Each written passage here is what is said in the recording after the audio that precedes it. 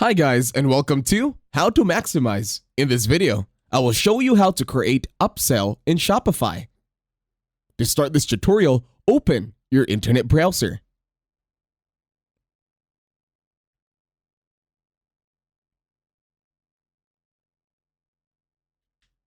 Once you are in your internet browser, you are going to search how to create upsell in Shopify.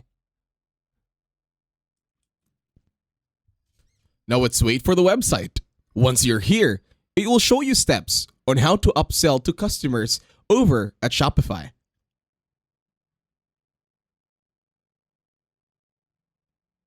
In here, we are going to read or click the step-by-step process on how to do so. The first step that says here is choose complementary products. Recommending products that complement products your customers have already purchased is one of the most common ways to upsell. Number 2 is to discount products. 3 is to offer an upgrade. Number 4 is to create a subscription option. And number 5 is to provide free shipping. And that's it. Thank you very much for watching. Don't forget to leave a like, share, and subscribe to the channel.